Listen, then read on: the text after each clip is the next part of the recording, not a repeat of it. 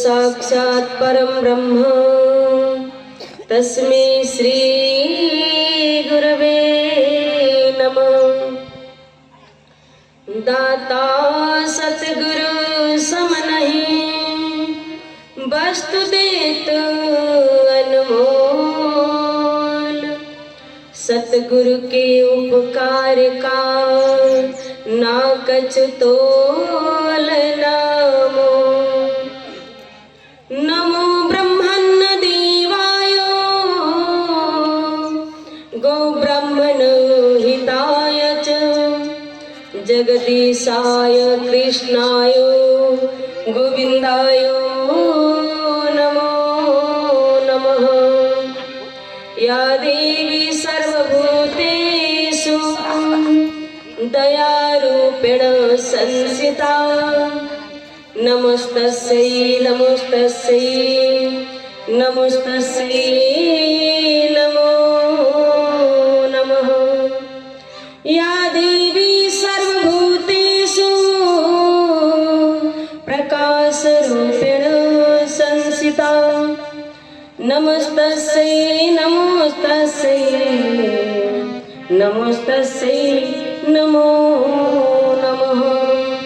सर्वमंगल्य मांगल्ये शिवे सर्वार्थ साधिके शरण्ये त्र्यंबके गौरी नारायणे नमस्तुते। मां नारायणी नमस्तुते। सब मिलकर के बड़े प्रेम से जयकारा लगाएंगे। प्रेम से बोलिए श्री सद्गुरुदेव महाराज की जय। आदि शक्ति जगदम्बे माता की जय। श्यावर रामचंद्र की जय। गोपाल कृष्ण भगवान की जय। गणपति महादेव की जय। यशोदा हनुमान की जय। नर्मदा मैया की जय। सत्य सनातन धर्म की जय। मानव धर्म की जय। आदरणीय प्रेमी सज्जनों, शक्ति स्वरूपा भक्तिमती माता और बहनों, देखिए धनतेरस दीपावली के पावन पर्व पर आप सभी श्रद्धालु भक्तों को सत्संग रूपी गंगा में गोता लगाने के अवसर मिल रहा है। देखिए जिसको भी हमने कहा कि भाई यहाँ सत्संग है, काकड़ी में आ जाओ, हम आ रहे हैं। भाई जी दीपावली के त्योहार में क्यों रोकते हो सत्संग? उनकी हमारी बात का ही उत्तर मिला। अब देखिए दीपावली में हमने 4 जगह सत्संग किया, ये चौथे जगह में कर रहे हैं आज धनतेरस के दिन। इससे पहले 3 जगह हो चुके हैं। पहले 3 दिवसीय रायसेन जिला में करके आए। 3 दिन का सम्मेलन था, विशाल रूप में था। वहां पर एक विशाल गौशाला है और उस गौशाला में सेवा करने वाले एक बाबा है जिसका नाम भागुदास है और वो मंडला जिला का था। जब उपदेश हुआ घर के लोग बहुत परेशान किया, विरोध किया, सब छोड़ छाड़ के जंगल में 10 साल उन्हें भजन किया कुटिया बना के। आप विश्वास नहीं करेंगे, इसीलिए मैं कह रही हूँ इस मंच पर से, 10 साल बिना खाए बिना पिए वो कैसे भजन किया होगा। 10 साल कुछ नहीं खाया उसने। और वहां से आया सीधा पहुंचा कहा रायसेन जिला टिमरा बन करके गांव है नर्मदा किनारे। वहां पर खूब भजन किया। भजन करते हुए एक फॉरेस्ट ने देख लिया, उस पर परमात्मा ने दया कर दी। वो बाबा के पर दया किया, वो अपने घर दे दिया। हमारे घर में रह करके यही रहो, खाओ, भजन करो।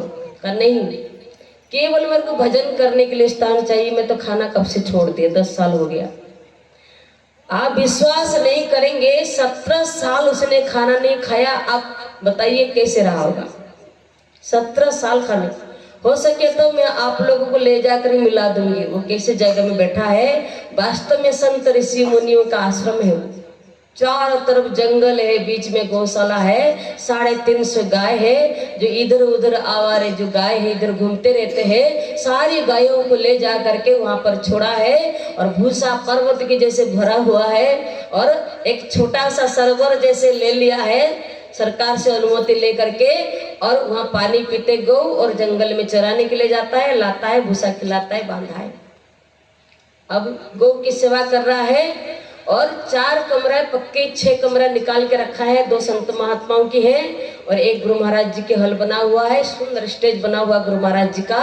वहां पर भजन पूजन कीर्तन करता है और किसी को 1 रुपया नहीं मांगता। धीरे धीरे धीरे धीरे ऐसे करते करते प्रचार हुआ तो 500 प्रेमी उस क्षेत्र में बन गए और अभी जिज्ञासुओं की भीड़ लगी है। अनेक समाज की, इसमें रघुवंशी भी है, पंडित भी है और ठाकुर समाज की भी है, आदिवासी भी है, सब समाज के लोग। अभी कार्यक्रम उन्होंने अकेला ही बाबा ने किया। अब बताए कहाँ से लाया होगा? और किसी को 1 रुपया नहीं मांगा। जो खाता ही, जो कहता है जो मेरे को अन्न की आवश्यकता ही नहीं, मैं मांगूंगा क्यों? मेरे पूरे आश्रम में देख लो, आपको 1 अन्न के बोरा नहीं मिलेगा, दाल नहीं मिलेगा, कोई संचय नहीं करता हूँ।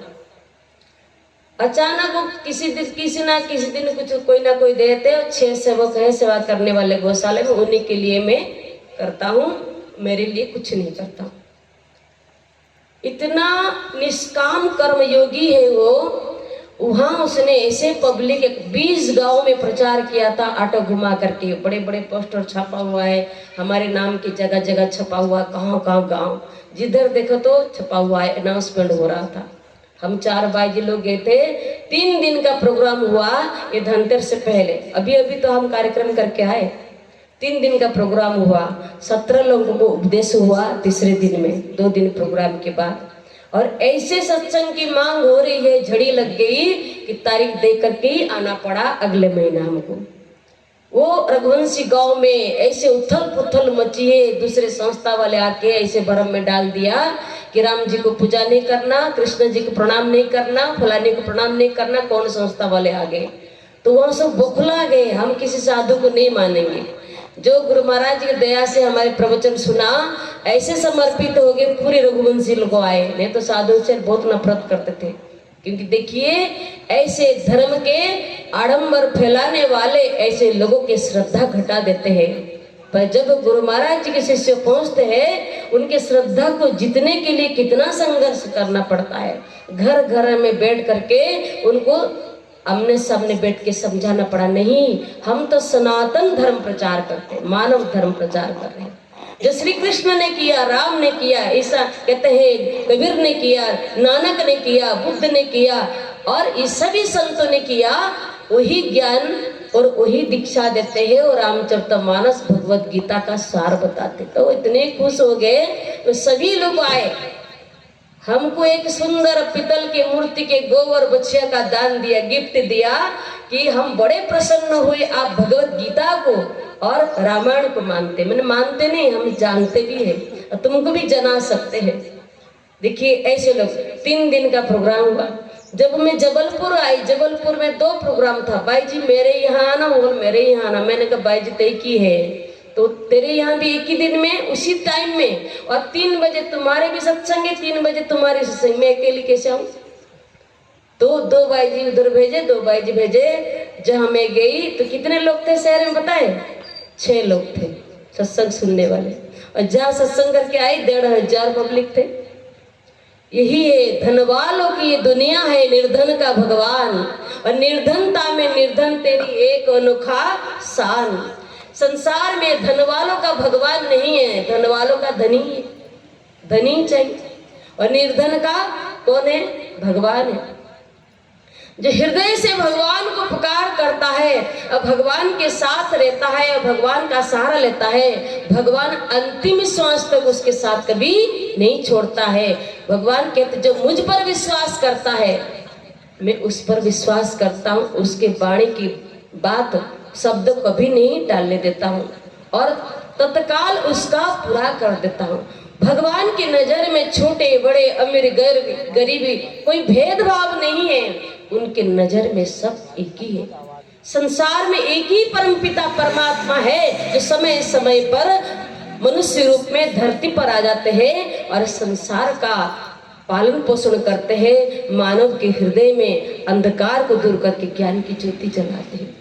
उस परमात्मा को सबकी चिंता रहती है। अगर एक मेंढक अगर पत्थर के नीचे दबा हुआ है, उसकी खाने की चिंता भी परमात्मा को है। और एक भिखारी को अगर भिक्षा नहीं मिला, आज भूखा रहेगा, तो उसकी भी चिंता है, वो कैसे खाएगा।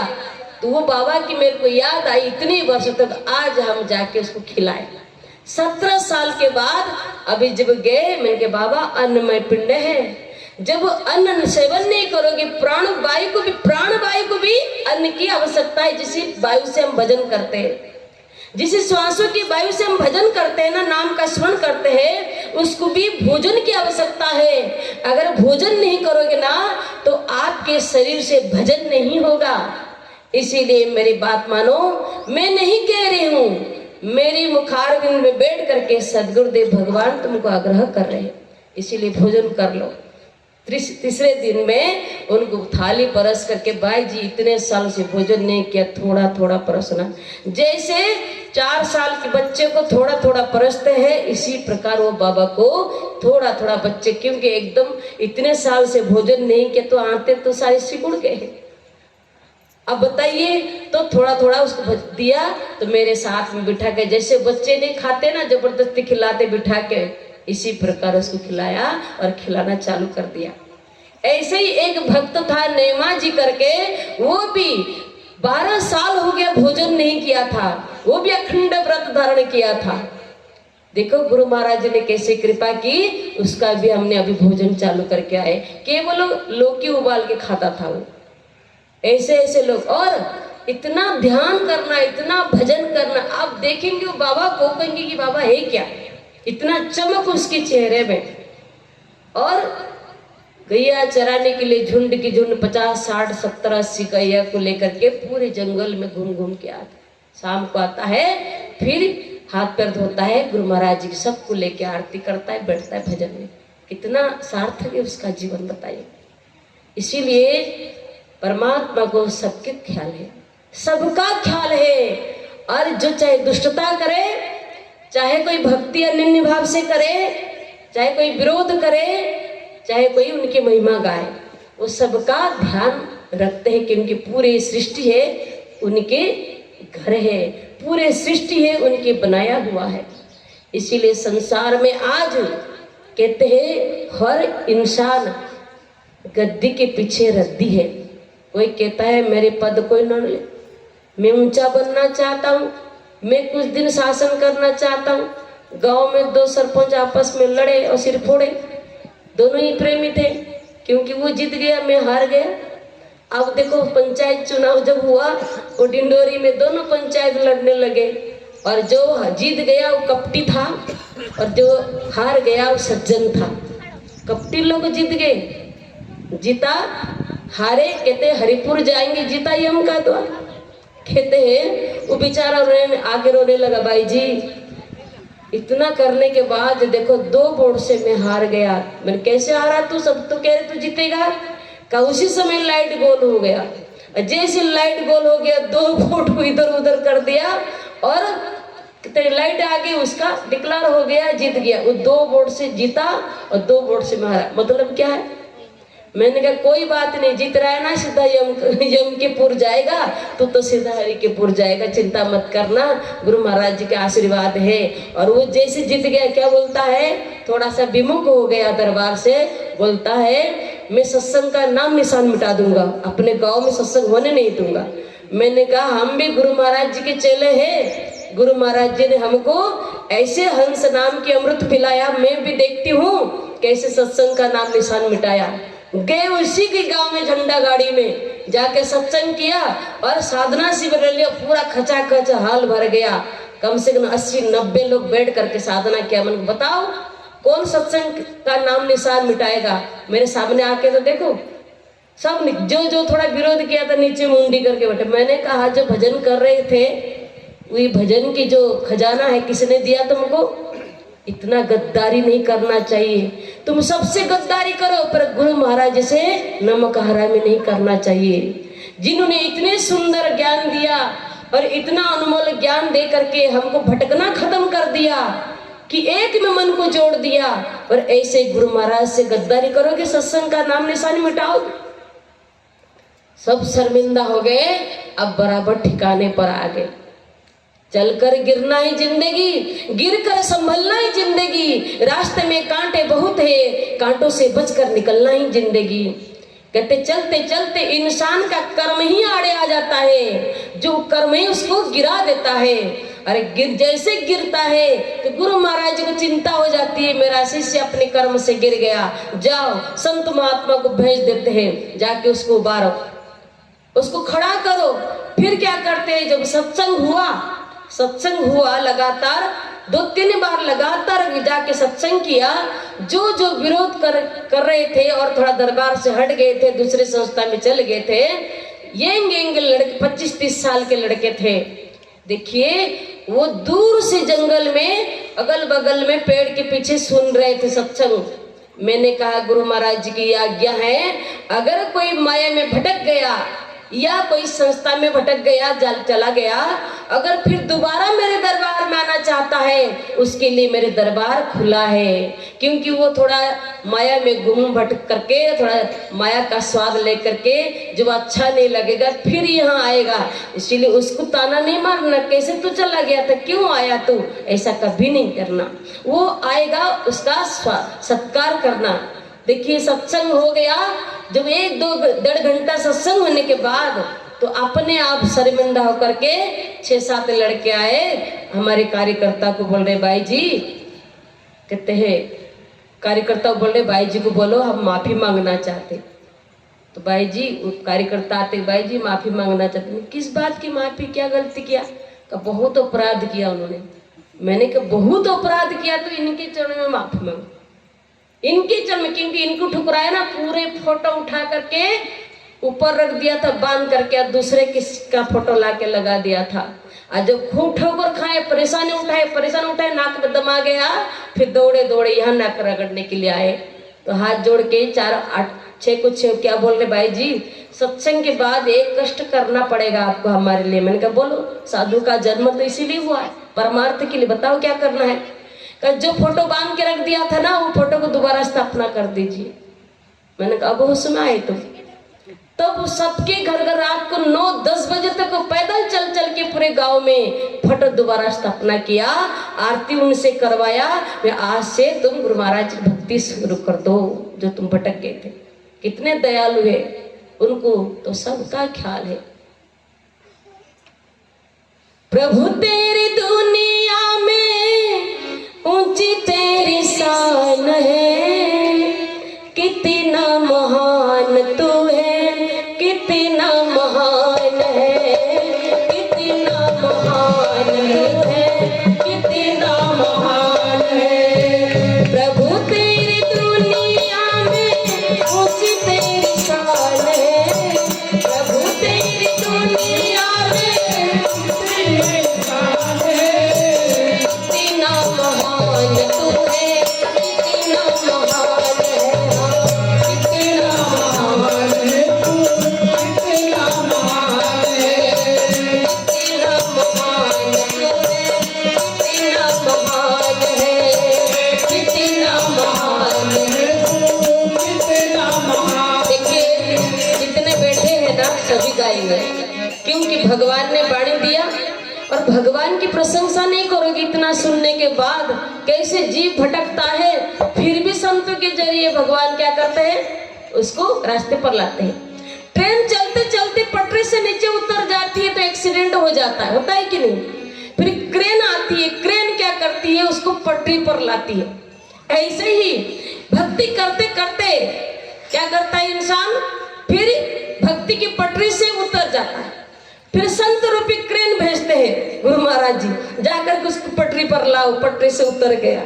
इतना महान है, कितना महान तू है, कितना महान है, कितना महान तू है, कितना महान है। प्रभु सारी दुनिया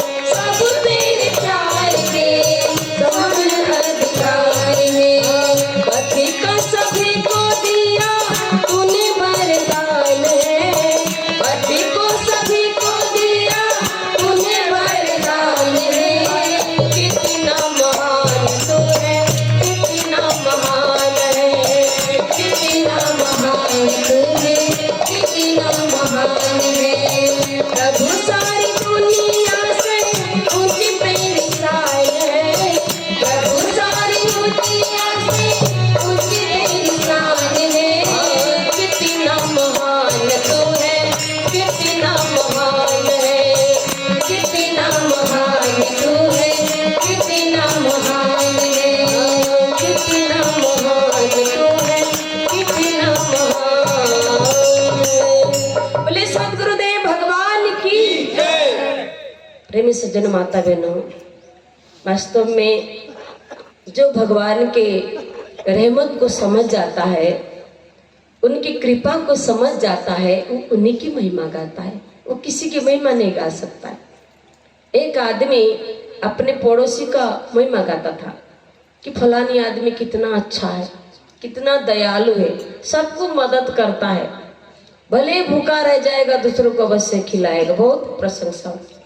एक संत सुन लिए, एक संत थे उनके पास बैठे हुए थे, का कौन महान है? फलानी आदमी महान है।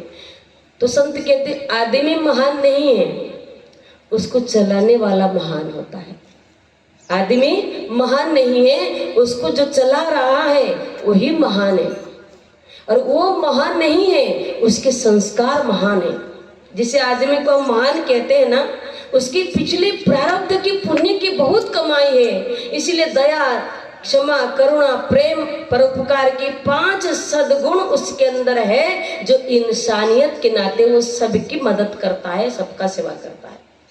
और जिसके अंदर पिछले संस्कार नहीं है, पिछले जन्म के पुण्य के संस्कार नहीं है, ना किसी के पर दया कर सकता है, ना मदद कर सकता है, ना कोई गलती करने पर क्षमा कर सकता है, ना परोपकार के भावना उसके अंदर रहता है।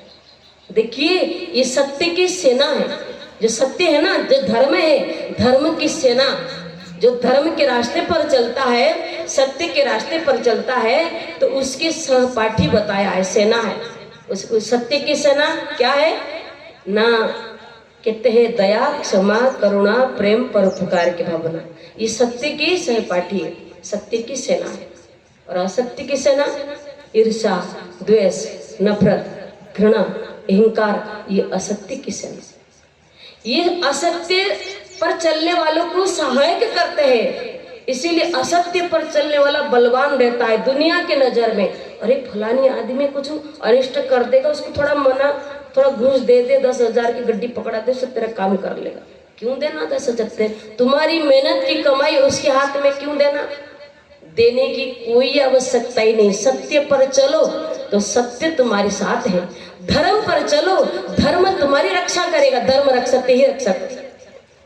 जब वो भरी सभा के बीच में द्रौपदी की लाज जा रही थी, बड़े बड़े बलवान वहां पर बैठे थे। वो सबसे जबरदस्ती इतिहास है हमारी भारतवर्ष में।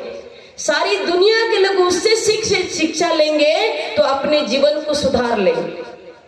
भरी सभा के बीच में लाज जा रही थी द्रौपद की कुमारी की, द्रौपदी की। उसने सबसे बलवान वालों के पास जाके हाथ जोड़ के गिड़गिड़ाए, मेरी लाज बचाओ, तुम्हारी कुलबधू की लाज जा रही। वहां राजा भी है, इच्छा मृत्यु के कवच धारण करने वाले भीष्म पितामह, गुरु द्रोणाचार्य भी है, जो द्रुपद के क्या मित्र थे, परम मित्र थे, वो भी वहां बैठे। और कुलगुरु कृपाचार्य बैठे हुए, और सूर्य पुत्र जो दानी कर्ण कहलाने वाला, वो भी वहां पर बैठा था। और सबसे वीर वहां पर अर्जुन जैसे सर्वश्रेष्ठ धनुर्धारी बैठा था। भीम जैसे पूरे हिमालय को पछाड़ने वाला, इतना ताकत रखने वाला भीम भी बैठा था। धर्म में निपुण धर्मराज युधिष्ठिर भी बैठे हुए थे, पर एक अबला की रक्षा नहीं हो पाई। कहते 10,000 की गड्डी दे दो, फलाने तुम्हारे कुछ अनिष्ट नहीं करेगा, फलाने के साथ दे दो, नहीं तो तुम्हारे गांव बिगाड़ देगा वो फलाने। माने असत्य के साथ देने के लिए लोग आग्रह करते, उसके साथ दो, वो दादागिरी करता है। कोई भगवान के सृष्टि में किसी की दादागिरी ही चलती है। अब देखिए, उस भरी सभा में वो अबला पुकार रही है एक एक पास जा करके, मेरी लाज बचाओ, मेरी लाज बचाओ, मैं तुम्हारी कुल बधू हूँ। और मेरे तरफ थोड़ा नजर उठा के देखो, सबके नजर नीचे थी, सब कायरता के कहते हैं पर्दा मुंह में डाल के बैठे हुए थे। पर उस समय इससे पता लगा लो संसार में साथ देने वाला कौन होता है, संसार में संकट विपत्ति के समय बचाने वाला कौन होता है। तो वहां कौन आए, कौन आए? जब देखा ये सब साथ देने वाले नहीं है, तो दोनों हाथ ऊपर करके करुण पुकार की, बिना काज महाराज लाज गई मेरी, दुख हर द्वारिका नाथ शरण में तेरी। शरणागत में बहुत शक्ति है। जब तक तुम शरणागत नहीं होगी अपने इष्ट के चरण में, अपने प्रभु के चरण में, अपने गुरु के चरण में, तब तक तुम्हारा कुछ दाल गलने वाला नहीं है। क्योंकि तुम कहते तो हो बातों के पकवान से पेट कभी भरता ही नहीं। हे गुरु महाराज जी, तन मन धन आपका है, पर बातों के पकवान से पेट कभी भरता ही नहीं है कि हम किसी का और सहारा लेते हैं। हमारे सगा रिश्तेदार वो है, मेरा सगा भाई है, साला है, मेरा ससुर है, मेरे भतीजा है, फलानी है, सगे है, सारी सगे द्रौपदी के वहां बैठे हुए थे, पर एक सगा भी काम नहीं आया। और कौन सगा काम आया? न तन सगा, न मन सगा, न सगा न संसार, परशुराम था जीव का सगा सो सृजनहार। सारी सगे साथ छोड़ दिए, जो सृजनहार की पुकार किया, हृदय से पुकार किया। एक तार मिला, एक तार मिला, फिरी मिला तार से तार, तार मिला तो तार ही देंगे, तार तुझे कर तार, तेरा वो तार न टूटे भले संसार रोटे, तेरा वो तार न टूटे भले संसार रोटे, तेरा वो तार न टूटे भले संसार रोटे, तेरा वो तार न टूटे भले संसार रोटे। तो देखिए उन्होंने हृदय के तार को मिला दिया। द्रौपदी ने किसको पुकारा? हे द्वारिकाधीश रक्षा कीजिए, हे गोकुलधीश रक्षा कीजिए, बहुत पुकारा। भगवान देर कर दी। जब प्राण स्थिति भगवान के नाम का तार मिला दिया, तो भगवान तत्काल प्रकट होके वही हस्तिनापुर के कोने में प्रकट हो गए। इसका मतलब भगवान कहाँ है? द्वारिका में थे। भगवान कहाँ है? गोकुल में थे। ये इंसान की अज्ञानता है कि हे द्वारिकाधीश आइए। द्वारिका कहाँ है? गुजरात में। और लाज कहाँ जा रही द्रौपदी की? हस्तिनापुर, दिल्ली में। अभी जो दिल्ली बना ना, वो हस्तिनापुर था कौरवों का। वो हस्तिनापुर में लाज जा रही है। दुशासन साड़ी खींचना शुरू कर दिया है। अब एक नारी के साड़ी खींचने में कितना टाइम लगेगा? और देखिए वस्त्रहीन करने के लिए और सबके बीच में कहते हैं उसके लज्जा खत्म हो जाए, वो कहीं का न रह जाए, इसीलिए दुशासन के अंदर 1000 हाथी का बल था, एक नारी के साड़ी खींच नहीं पाया। यही तो है जब सारी शक्ति, सारी दुनिया की शक्ति फेल हो जाती है, वहां पर भगवान की शक्ति प्रकट हो जाती है। क्योंकि भगवान की शक्ति के सामने किसी की शक्ति नहीं चलती है। तब भगवान प्रकट हो गए और कहा, बहना मैंने वचन दिया था, जब वो उंगली कटी थी, तूने वहां बैठी थी, सिंहासन पर तू रानी थी, इंद्रप्रस्थ के पटरानी थी, और भी रानियां थे वहां पे, सबके रानियां बैठे थे। जो मेरी उंगली कटी ना, खून के एक बूंद धरती पर न गिरे, तुमने अपने रेशमी साड़ी फाड़ करके बांध दिया था। मैंने वचन दिया था, बहना इसकी जो है ऋण अवश्य चुकाऊंगा, मैं कर्जदार नहीं रहूंगा, अवश्य चुका। पर समय आने पर द्रौपदी श्री कृष्ण के श्रीमुख की ओर देखते रह गई, इशारे को नहीं समझ पाई। कब ऐसे समय आएगा जी ऋण चुकाएंगे करके। आ गया समय, बहन पुकार रहे हैं और कहते हैं तो भैया जो है प्रकट हो गए। बहन में दूर नहीं, तू पहले अपने पतियों का सहारा ली, अपने परिवारों का सहारा, राजाओं का सहारा ली, पर मेरे को तो पहले पुकारा ही नहीं। जो मेरे को पहले पुकारती, ये दुशासन का क्या मजाल था, तेरे तन पर भी हाथ लगाता। तूने सबका सहारा लिया, जो अपने प्रियजन मानती थी, प्रियजन का सहारा लिया। पर जब कोई सहारा नहीं दिया तो लास्ट में आज दुनिया के लोग भी ऐसे कर रहे हैं, पहले सबका सहारा लेंगे। जब तक खूब पैसा हमारे पास, डॉक्टर पास जाओ, इस डॉक्टर में ठीक नहीं हुए तो अगले डॉक्टर जाओ, भोपाल ले जाओ, नागपुर ले जाओ, खूब लाखों रुपया लगा दो। फिर जब ठीक नहीं हुआ फिर देवी देवता के पास जाओ, फलानी के पास जाओ, फिर लास्ट में घर आकर के सिर रखेंगे गुरु महाराज जी के चढ़ में। गुरु महाराज जी अब हमारी लाज आपके हाथ में। जो पैसा जेब में खाली हो गया ना, तब गुरु महाराज जी याद आते उस समय कि गुरु महाराज जी बहुत फुकट भगवान है ना, फुकट में काम आ जाते हैं। बाकी सब पैसा वाले हैं ना, जितने भगवान है, जितने पैसा वाले भगवान है ना, वो मुक्ति नहीं दे सकते। गुरु महाराज जी फुकट भगवान है ना, जो सब पैसा खत्म हो जाए, लास्ट में जब दुख का अंत नहीं हुआ तब गुरु महाराज जी के पास आके माथा रगड़ते हैं। गुरु महाराज जी ने कहा मैं तो कब से इंतजार करके बैठा था तेरी, अब आएगा मेरा भक्त। तू बाहर ही भटक रहा था, क्यों? न जेब में पैसा का गरम था, गर्मी थी कि पैसा है हमारे पास, हम करेंगे खर्चा, रिश्वत दे देंगे। पर जब सबसे बेसहारा हो गए, आए मेरे पास, गुरु महाराज जी पल में उबार लेते हैं कि वो नहीं चाहते हैं कि मेरी भक्तों के नैया डूब जाए। वो नैया डूब नहीं सकती जिसके रक्षक परमात्मा है, सदगुरु है, श्री राम है। इसीलिए द्रौपदी की भगवान ने साड़ी की ढेर लगा दी, चीर की ढेर लगा दी। दुशासन खींचते खींचते हार गया और कहता है साड़ी बिची नारी है या नारी बिची साड़ी है, समझ में नहीं आता। देखिए, हजार हाथी का बल रखने वाला दुशासन एक नारी के साड़ी नहीं खींच पाया। इसी से पता लगा लो भगवान की शक्ति कितनी दुनिया में। ईश्वर की शक्ति जिसके सत्ता के बिना एक पत्ता भी नहीं हिलता, और उसी से सब कुछ हम प्राप्त कर रहे हैं। सूर्य की किरण के बिना हमारी काम नहीं चलेगा, सूर्य की किरण मिल रहे हैं, ये भगवान की सत्ता तो है। हवा मिल रही है, पानी मिल रहा है, धरती में उपजा करने की क्षमता है, सब कुछ मिल रहा है। तब कई अनाज खेत में ले रहे हैं और कुछ दिन के बाद आप काट के लाएंगे। अगर समय पर बारिश नहीं होती, नहीं तो इतना बारिश हो जाता सब सड़ा देता। और कहते सूर्य की किरण नहीं मिलता, हवा नहीं मिलती, का वो धान के अंदर चावल पैदा होता? वो चावल कैसे होता बताऊं? हमने प्रत्यक्ष देखा है।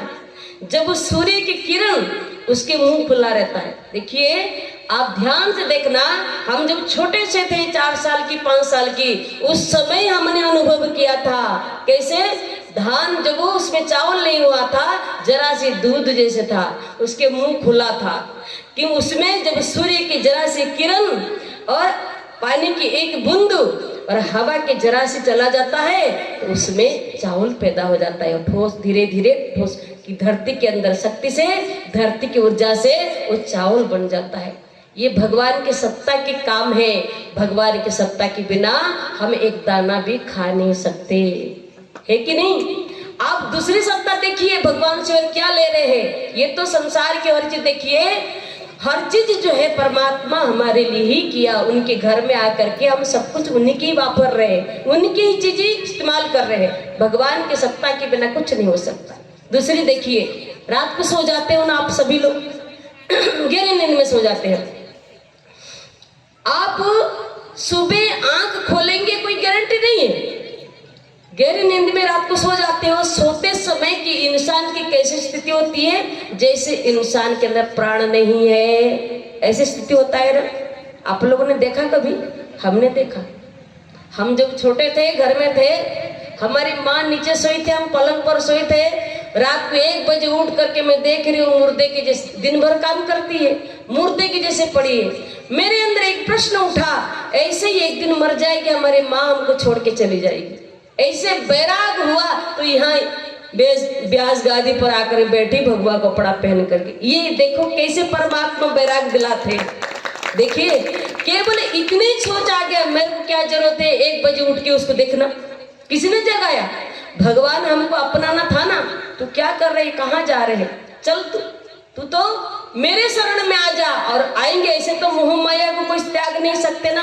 मोह माया को त्यागना सबकी बस की बात नहीं है। जो भगवान तीव्र बैराग लाते हैं वही लाते खींच करके, जिस जीव को अपने पास लाना है ना वही लाते हैं, सबकी बस की नहीं है। और उन्होंने दिखा दिया कि मुर्दा के जैसे पड़े। ऐसे आप सभी लोग, हम सभी लोग रात को जब सोते मुर्दा जैसे पड़े रहते हैं, ऐसे लगता है कि हम मर गए। कोई गारंटी नहीं है सुबह हम आंख खोलेंगे। अगर आंखें खुल गई हमारी तो सबसे पहले परमात्मा की शुक्रिया अदा करना, प्रभु मेरे को आज दिन दिखा दिया, आज का दिन आपने दिखा दिया। कभी आप लोगों ने सोचा ऐसे? नहीं। अपने मदहोश में मेरा सब मेरा है, संसार में जो कुछ है मेरा, मेरा घर, मेरा परिवार, मैं पलंग पर सोया हूँ, मैं फलानी दास हूँ, मैं फलानी साहब हूँ, मैं फलानी हाकिम हूँ, फलानी जज हूँ। और जब वो रात को सो करके सुबह नींद नहीं खुलेगी और राम नाम सत्य हो जाएगा तो क्या हो जाएगा? ठाकुर ठाकुर रह जाएगा, पंडित पंडित रह जाएगा, कलेक्टर कलेक्टर रह जाएगा, प्रधानमंत्री प्रधानमंत्री रह जाएगा, और यादव यादव रह जाएगा, आदिवासी आदिवासी रह जाएगा, राम नाम सत्य हो जाएगा। तो आप बताइए सुबह किसके आधार से हम आंखें खोलते हैं? ये प्रभु की सत्ता है। जब आंखें खोल दिया तब सवेरा, तो सवेरा देखते ही प्रभु को धन्यवाद करे, प्रभु आज आपने सवेरा दिखा दिया। इसका मतलब भगवान की सत्ता के बिना एक इंसान एक कदम नहीं उठा सकता, ये पलक भी झपका नहीं सकता। उन्हीं के शक्ति का सब नजारा ही नजारा है। इसलिए जब अभिमानी संसार में भगवान को चुनौती देने के लिए संसार में बढ़ जाते हैं, तो ऐसे समय में भगवान अवतार लेकर के ऐसे दुष्टों का नाश करते हैं और संतों का, भक्तों का पालन पोषण करते हैं। और संसार में इतिहास के पन्ने पर भगवान का नाम हो जाता है कि भगवान आते हैं। कोई कहता है भगवान आते नहीं, सखी द्रौपदी जैसे हम बुलाते नहीं। कोई कहता है भगवान आते नहीं, भक्त ध्रुव जैसे बुलाते नहीं। कोई कहता है भगवान आते नहीं, भक्त प्रहलाद जैसे हम बुलाते नहीं। देखिए हमारी पुकार क्या होनी चाहिए? भगवान के सत्ता, भगवान की कृपा के बिना मनुष्य कुछ नहीं कर सकता। और दूसरी बात सुनिए, कल क्या होने वाला है हमारे जीवन में ये हमको भी पता ही नहीं। कल क्या होने वाला हमारे जीवन में ये हमको भी पता ही नहीं है। किसको पता? जो अंदर बैठ के देख रहा है कि आज तो खूब मजे में बैठे आनंद ले रहे हैं, कल ये नहीं रहेगा। अगर हमको पता चले तो सारी रोना धोना चालू कर देंगे कि आज कल तक कोई जीवित नहीं रहेगा। परमात्मा ने ऐसे खेल रचना किया कि कल जब मरेगा तो वो आज उसको पता ही नहीं है। वो कल का बहुत सपना देख रहा है, आडंबर कर रहा, मैं ऐसा करूंगा, ऐसा जाऊंगा, ऐसा जाऊंगा। जाते जाते रास्ते में काल तमाचा मार दिया और स्पॉट पर खत्म हो गया। लोग कहते देखो उसने तो ऐसे सोच के रखा था, ऐसे करूंगा, ऐसे करूंगा, कल अच्छा खासा बैठा था। किसको पता है कि आज चला जाएगा?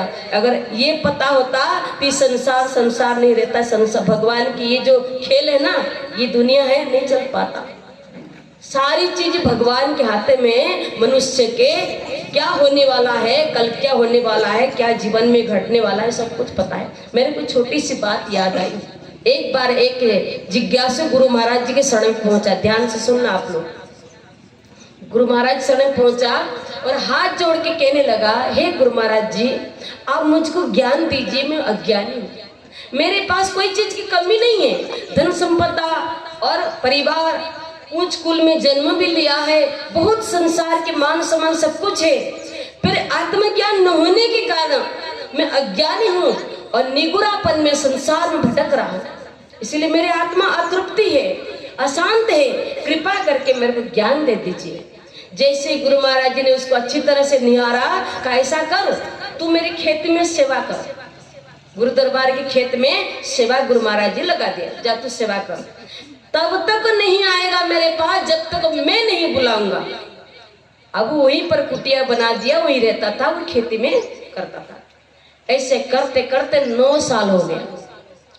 9 साल हो गया और उसको बुला के गुरु महाराज जी ने दीक्षा नहीं दिया। जिसे ज्ञान के लिए तड़प रहा था, ज्ञान मेरे को मिल जाए कल का भरोसा नहीं। 9 साल हो गया गुरु महाराज जी की खेती में सेवा कर रहा था। एक दिन पता लगा कि गुरु दरबार में आज भीड़ लगी है। पता लगा लिया किससे भीड़ किस लिए? कि गुरु महाराज जी आज नामदान दे रहे, उपदेश दे रहे। कितने लोग, असंख्य लोग बैठ करके लाइन से और उपदेश के लिए बैठे। गुरु महाराज जी उपदेश से पहले सत्संग सुना रहे। उसने क्या किया, जल्दी सुबह नहा धो लिया।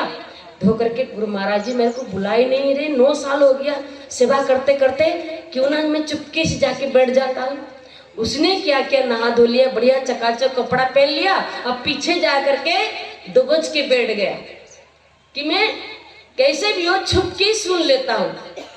अब जाके बैठ गया। गुरु महाराज जी सुनाते सुनाते नजर पड़ी उस पर। गुरु महाराज जी की नजर से तो कोई बच नहीं सकते। उठाया एक डंडा, गए और जाके जो मारा, जैसे बैल को मारते ना, गाय बैल को, इतना मारा, जोर जोर से रोने लगा, तिल मिलाने लगा, वो भागा। गुरु महाराज जी ने कहा, जब तक नहीं बोलूंगा तब तक तू आएगा नहीं, वहीं तू सेवा करेगा। क्या सेवा? आया उसको क्रोध। कहा देखो कैसे गुरु महाराज जी कसाई जैसे मारते रहते, दया नहीं आती है। इतने साल मैंने सेवा किया इनके दरबार में, अरे मेरे को यहाँ से भग जाना चाहिए, ज्ञान प्यान मिलने वाला नहीं। ऐसे दुर्भावना मन में आ गया। गुरु महाराज जी सुबह सुबह पहुंच गए। भगत क्या कर रहा है? कहा जी ये मूंगफली बोया था ना, आज उखाड़ने का समय हो गया, मूंगफली निकाल रहा हूँ खेत से। गुरु महाराज जी ने कहा शाबाश। दौड़ के आता, प्रणाम करता है। कहा गुरु महाराज जी मेरे को ज्ञान कब दोगे बताओ ना। एकदम हृदय से बहुत एकदम आतुर होके बोलने लगा। गुरु महाराज जी ने कहा ऐसा कर, एक सेवा करेगा? कहा जरूर करूंगा, अगर ज्ञान मिलेगा सेवा क्यों नहीं करूंगा। कहा ऐसा कर, तू मेरे लिए एक मकान बना दे। मकान कहाँ? तो ठीक है, मकान बनाना शुरू कर दिया। बड़ी लगन से, इधर उधर कहीं जाना नहीं, बड़ी लगन से उसने मकान बनाना शुरू कर दिया। कुछ दिन के बाद सुंदर मकान बन के तैयार हो गया। गुरु महाराज जी उसके पास जाते हैं। कहा बन गया मकान? कहा आप देख लीजिए। मकान बन के तैयार हो गया, बहुत अच्छा। फिर गुरु महाराज से प्रार्थना करता है, हे गुरु महाराज जी आप बताइए, अब तो मैं छोड़ूंगा नहीं आपको, चलो पकड़ लेता है कस के। तब तक 12 साल हो गया था। 9 साल में तो उसकी पिटाई हो गई थी। गुरु महाराज ने पिटा, और क्यों पिटा ये भी बाद में बताऊंगी। पिटा खूब, इतना पिटा था उसके शरीर में पूरा लहूलुहान हो गया था, ऐसे हो गया था। अब देखिए 12 साल में फिर प्रार्थना किया, हे गुरुदेव चाहे कुछ भी कीजिए मेरे को ज्ञान दीजिए। आप मेरे को ज्ञान क्यों नहीं दे रही है? आप इतने सारे असंख्य लोगों को ज्ञान दिया, सब चले गए, आखिर क्या अपराध है मेरी जो मेरे को ज्ञान नहीं दे रहे? हे गुरुदेव अगर इस जन्म में मेरे को ज्ञान नहीं मिलेगा, अगर मेरी मृत्यु आ जाए, मैं 84 में चला जाऊंगा, इसलिए मेरी उद्धार कीजिए। आपके बिना संसार में कोई उद्धार नहीं कर सकता। तो देखिए गुरु महाराज के चरण में पड़ के रोने लगा। उसके रोना रोते हुए देख करके गुरु महाराज को दया आ गई। गुरु महाराज जी उठाया, उसको गले लगा लिया और कहा, हे भक्त पता है तेरे को 12 साल क्यों सेवा करवाया? आज हम जब सेवा के लिए आते ना आपके घर में, आप लोग सोचते देखो फिर इस महीना में भाई जी आ गए, अगले पिछले महीना तो दिया था, फिर इस महीना आ गए। जब आते तो लगता होगा ना, सभी के मन में लगता होगा। देखो ध्यान से सुनना, सेवा कितनी शक्ति है सेवा में। अब देखिए गुरु महाराज जी जब वो देखा रोते हुए, तो उसको कहा कि भक्तों इसीलिए मैंने सेवा में लगाया, 12 साल मैंने सेवा में लगाया, क्योंकि तेरे ऊपर किसी की हत्या के पाप था। कहा किसकी हत्या महाराज? मैं बचपन से निरपराधी हूँ, मेरा हृदय इतना सरल है, मैं किसी की उंगली तक नहीं लगाया। कहा अभी नहीं है, तूने 90 इंसान की हत्या किया है, हर जन्म में किया तूने, हर जन्म में क्या करते करते 90 मनुष्य के हत्या किया तूने। 90 मनुष्य की हत्या के पाप तेरे ऊपर लगा था। अगर तू आते ही प्रार्थना किया, जैसे आजकल लोग आते हैं ना, भाई जी उपदेश दीजिए ना, सेवा का तो नाम ही नहीं लेते हैं कि सेवा कौन करेगा, तन से धन से सेवा कौन करे। पहले आते उपदेश मांगते, थोड़ा सत्संग सुन लिया उपदेश मांगते। और पहले जमाने में हमारी दरबार में क्या करते थे, 6 महीना सत्संग सुनने देते थे, वापस महात्मा लोग फटकार के भगा देते थे। 2 महीना सत्संग सुन, 3 महीना सत्संग सुन, सेवा कर आप आकर के, तब उपदेश मिलेगा। नहीं तो उपदेश में बैठे हुए तो कमर कहते बाहर निकाल, दरवाजा बंद कर बाहर निकाल देते थे। बहुत प्रेमी अनुभव बताते भाई जी, हमको तो हरिद्वार में हंसदीप में लाइन में बैठे थे, उपदेश में बैठे थे, हमको एक महात्मा जी ने पकड़ा और बाहर कर दिया। हमको बहुत गुस्सा आया था, दोबारा मैं आऊंगा ही नहीं। मैंने फिर कब लिया? कहा जब मेरे घर में आके महात्मा जी ने दिया। अब बताइए, देखो कल 6 महीना नहीं, साल भर सुनता रहा, उपदेश नहीं मांगा गुस्से के मारे। तो जब फिर उपदेश का कार्यक्रम हुआ तो कहते हैं फिर महात्मा जी मेरे घर में सबको उपदेश दिया, मेरे को भी उपदेश हो गया। अब देखो कितनी दया उनकी है। अब इसी प्रकार गुरु महाराज जी उस शिष्य को कहते हैं, तेरे को इसलिए 12 साल मैं खेत में सेवा करवाया और ये मकान भी बनवाया, और तेरे को पिटा क्यों बताऊं? तेरी कोई गलती नहीं थी, तेरे को पिटा इसीलिए गुरु के प्रहार जब तू खाया तेरी आत्मा तड़पने लगी, तेरी पाप उस समय भागने लगी। तेरे पाप से घड़ा भरा हुआ था। 90 इंसान की हत्या करना वो कोई छोटे मोटे चीज नहीं है। तो आज भक्त बन के मेरे शरण में आया है, तो कितना बड़ा गुंडा था, तो कितना अपराधी था, कितने इंसान की हत्या किया, ये मेरे को पता था। मैंने कहा अगर ये आते ही मैं उसको कहते हैं ज्ञान दे दूंगा, अगर ये भजन करेगा इसका भजन बिल्कुल नहीं होगा। जब तक प्रारब्ध के पाप नहीं धोएगा तब तक ये भजन में बैठेगा, भजन नहीं होगा। इसीलिए सेवा कर करके तेरी सारी पाप धुला दिया मैंने। तूने सेवा किया ना मेरे दरबार में, सारी धो दिया। अब तू निष्पाप एक बालक की भांति हो गया। अब तू ज्ञान के अधिकारी है, चल तेरे को ज्ञान देता हूँ। और बिठा करके ब्रह्म ज्ञान की साक्षात्कार कराया।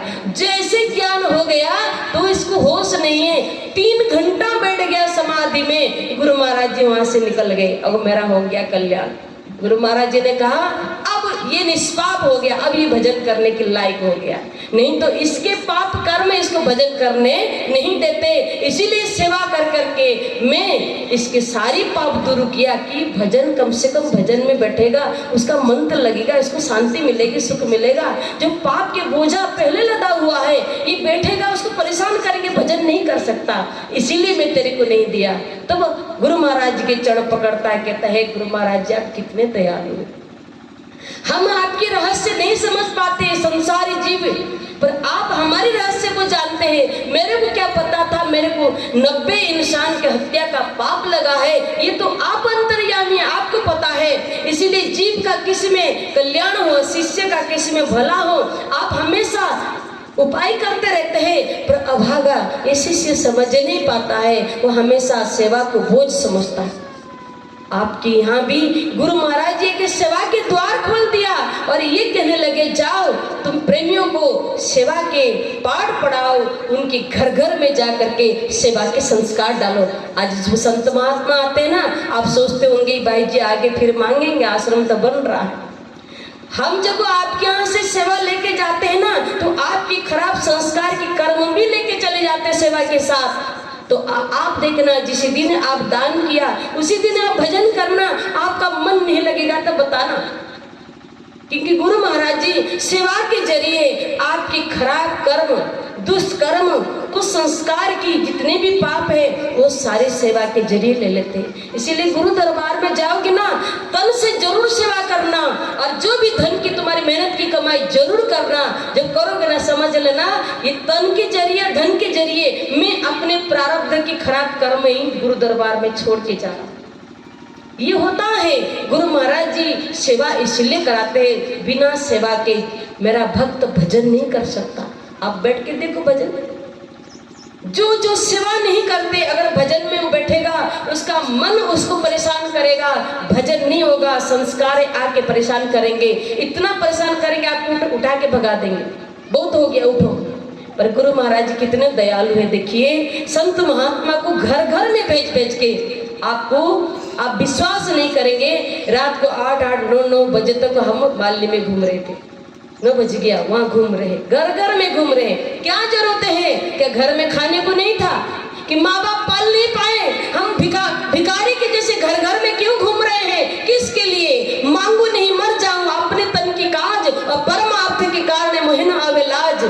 हम परमार्थ के लिए हमको लज्जा शर्म नहीं आती है, हम अपने पेट के लिए, परिवार के लिए नहीं मांगते। ना साधु का कोई परिवार है ना घर है। साधु का घर क्या है पता है? ये धरती उसके बिस्तर है, आसमान उसके छत है, पेड़ के नीचे कहीं भी लुढ़क गए।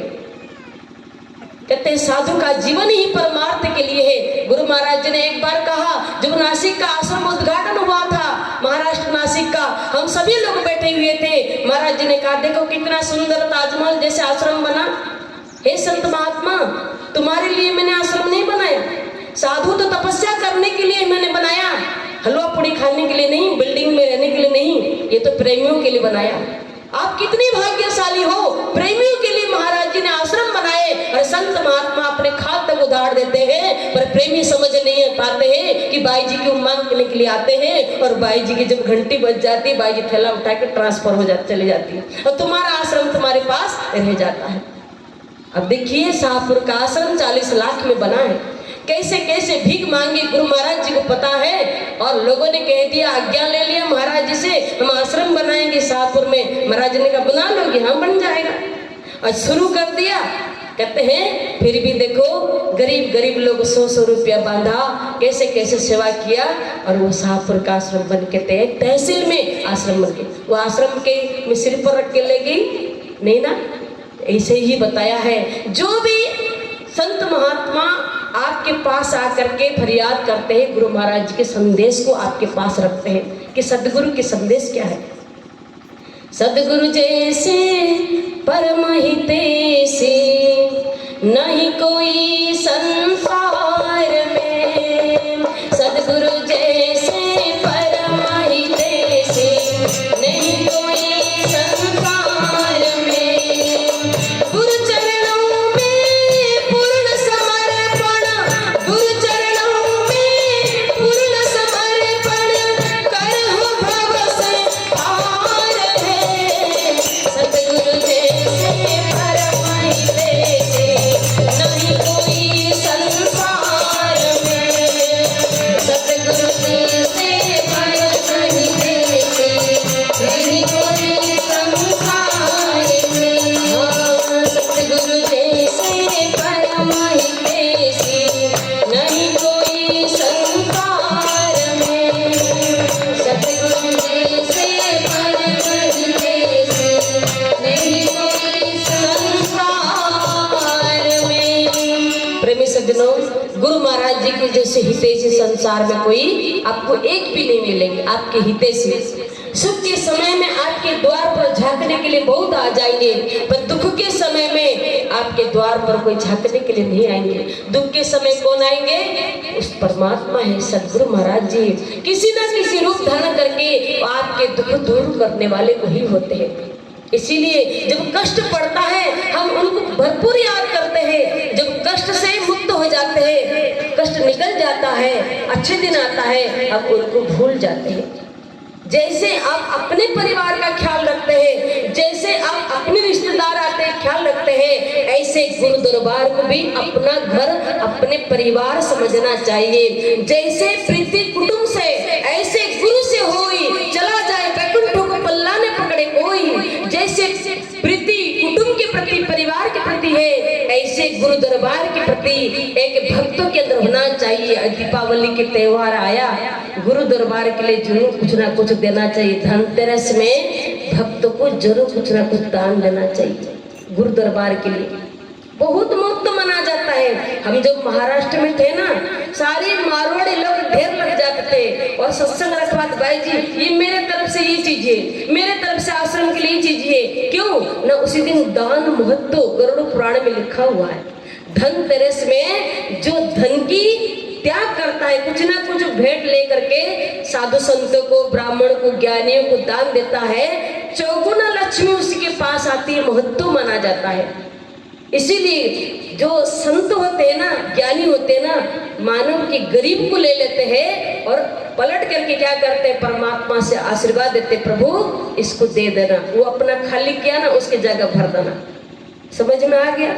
अगर थोड़ा सा आपने ये चीज लेकर के दान दे दिया, आपकी पूंजी से दान दे दिया, साधु संत हृदय से आशीर्वाद दे दिया, और आशीर्वाद आज धनतेरस में मिल गया, तो परमात्मा को चिंता हो गई। क्यों? भगवान कहते संत वचन पलटे नहीं, पलटी जाए ब्रह्मांड। मैं साधु के वचन को खाली जाने नहीं देता हूँ। साधु ने दिल से प्रार्थना किया ना, उसका हो जाए, तो भगवान क्या कर, जहां से तुम उठा के दिया था ना दान, हो जाएगा, खाली हो गया, गुरु महाराज जी उस जगह को भर देंगे। कुछ ना कुछ बहाने में कहीं ना कहीं आएगा ही आएगा। इसीलिए हम किसी किसी प्रेमी के घर जबरदस्ती उठा लेते। भैया के घर गए, भैया 2 कट्टी दे दो ना, 1 कट्टी क्या दे रहे हो, कहाँ दे रहे, मेरे को थोड़ी दे रहे हो। आप ऐसी जगह में जमा कर रहे हो जो धर्म की बैंक बैलेंस खाता है, बैंक है, तुम जमा कर रहे हो। इस साल तुमने इतना दिया, अगले साल देखना तुम्हारे कितना हो रहा है। एक बात आपके सामने बोली कि नहीं बोली पता नहीं, छिंदवाड़ा में गई, गेहूं का सीजन था, प्रत्यक्ष आपके सामने इसलिए बोल रही हूँ। ऐसे ऐसे करिश्मा है, दान बढ़ोतरी होती है, दान देने से घटता ही नहीं कभी। तो गए, उस साल गेहूं का फसल बहुत अकाल था, बिल्कुल नहीं था, बहुत कम था। मैंने कहा देखो तुम तो खाओगे ना, तो साधु कैसे भूखा रहेगा, तो गुरु दरबार में कुछ ना कुछ देना चाहिए। तो रात को सत्संग हो गया, सभी लोगों ने कहा भाई जी सुबह 7 बजे आ जाना, नहीं तो सब खेत बाड़ी में चले जाएंगे। तो हम पहुंच गए। आज जो पहुंचे, एक प्रेमी ने कहा भाई जी मेरे घर में नहीं आना। मैंने कहा क्यों नहीं आऊंगी, कि मेरे घर में केवल 1 ही बोरा हुआ है, मैं उसको बीज के लिए रखा हूँ, आप बिल्कुल नहीं आना, मेरे पास हुआ ही नहीं तो मैं कहाँ से दूँ। मैंने कहा ठीक है नहीं आऊंगी। सबकी यहाँ से थोड़ा थोड़ा थोड़ा थोड़ा इकट्ठे किया, इतनी पूरी गांव के प्रेमी थे। हमारे यहाँ बड़े बाबा को पता है, मऊ गाँव करके, छिंदवाड़ा मऊ गाँव है, पूरे गांव में प्रेमी है। तो थोड़ा थोड़ा इकट्ठे किया, हमारी गाड़ी भर के बुलेरो के ऊपर था। फिर जब लास्ट में देखा उसके घर के तरफ, मैंने कहा सबके घर में जा करके लिया नहीं, इसके बढ़ाने के लिए हमने ये काम किया। अब इसके घर में अगर नहीं लेंगे, उसने मना करके खेत में चला गया, मेरे घर में नहीं आना, अगर नहीं लूंगी तो फिर अगले साल इसका और अकाल हो जाएगा। आप विश्वास नहीं करेंगे, उसके घर में गई, वो जब चला गया, आप सोचेंगे भाई जी ऐसा करती है क्या, हमारी अनुपस्थिति में भी हमारे घर से ले जाती है क्या। अब गई उसके घर में, उसकी बेटी थी, कहा भाई जी आप कैसे आ गए। मैंने कहा ऐसे ऐसे कर, भाई जी मेरे घर में देखो 1 ही बोरा छिल के रखा है अच्छी तरह से। मैंने कहा खोल, उसको खुलवाया। आप विश्वास नहीं करेंगे, केवल मैं अपने हाथ से 1 अंजलि लिया, 1 अंजलि गेहूं लेकर के मैं अपने बोरे में डाल दिया, अब तेरे ये बोरी सिल दे। अब जब कहते हैं दूसरे साल में आई, तो वो सबसे पहले क्या बोल रहा है, हमारे उस तरफ ऐसे कलेक्शन होता है, रात को सत्संग हो जाता है, सारे प्रेमी लोग बोलते हैं भाई जी मेरे घर में आना, मेरे घर में आना, इस प्रकार कल इतने बजे आ जाना, जल्दी जल्दी आना, नहीं तो घर में कोई नहीं मिलेंगे, जैसे आप लोग कहते हैं ना ऐसे ही। तो उसके घर में जब दूसरे साल आई सत्संग के बाद, सबसे पहले खड़ा हो जाता है, वो ढोलक बजाता है, उसका नाम शेर सिंह है। क्या नाम? शेर सिंह। खड़ा हो जाता, भाई जी आप पिछले बार बोलने के बाद फिर मेरे घर में आए थे ना। मैंने कहा हाँ क्यों नहीं आऊंगी, मेरा अधिकार है। कहा आप तो अंजलि भर के लेके गए थे, पता है इस साल कितना हुआ, मैं बता। मेरे अंदर ऐसा लगा, कहा बिल्कुल हुआ ही नहीं होगा तो मेरे को छोड़ेगा नहीं है। तो 20 कुंटल हुआ गेहूं उसकी। अब मेरे को दूसरे दिन ले जाके दिखा, देखो भाई थप्पी लगी है, झूठ नहीं बोले।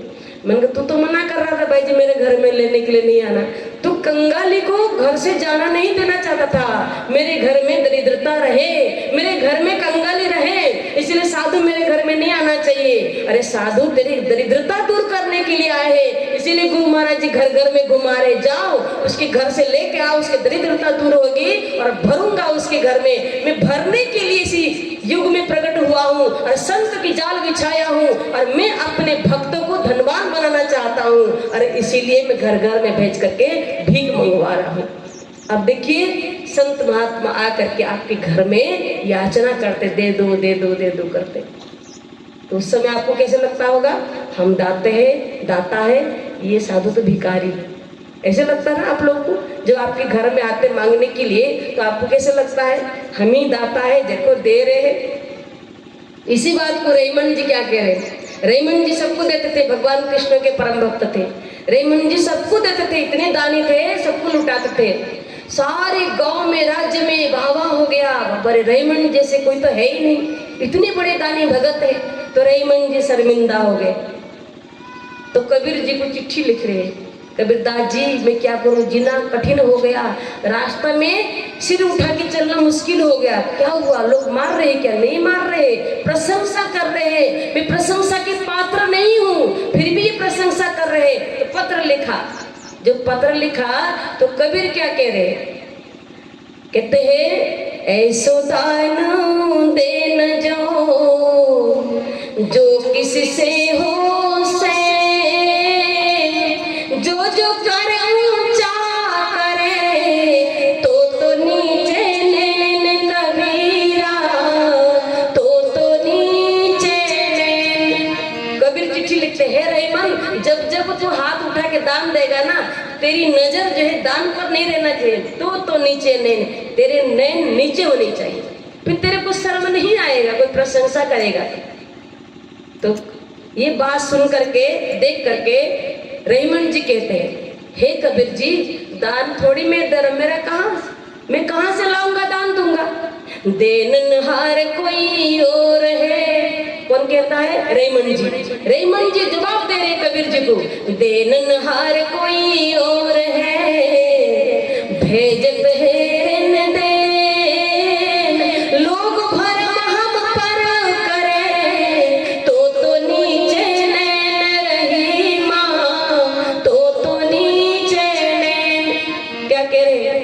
कहते हैं कबीर जी, ये जो दे रहा हूँ ना, दाता मैं नहीं हूँ, देनहार कोई और है, वो परमात्मा दे रहा है और देनहार कोई और है, भेजत है रन देन, रोज रोज भेज रहे हैं। और कहते हैं लोग भरम हम पर करे, लोग हमारे पर भरम कर रहे, दाता रहीमन जी। रहीमन दाता नहीं, दाता तो परमात्मा है, रहीमन तो एक याचक है और याचना करते परमात्मा से और परमात्मा देते हैं, तो मैं मेरे माध्यम से परमात्मा दूसरों को देते हैं। तो मैं दाता कैसा हो गया? दाता तो वो है, दाता के दरबार में सब ही खड़े कर जोड़, देने वाले आप हैं मांगत लाख करोड़।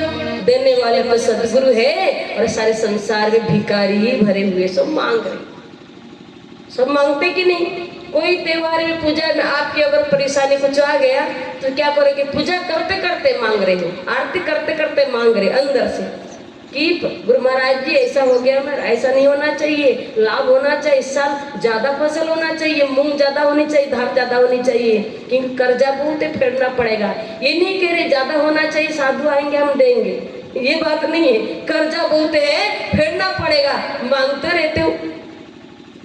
और जब आप मांगते हो ना, तो देने वाले परमात्मा देता है, और जब देने वाला दाता तो साधु संतों के रूप में पहुंच जाते आपके घर में और हाथ फैलाते हैं।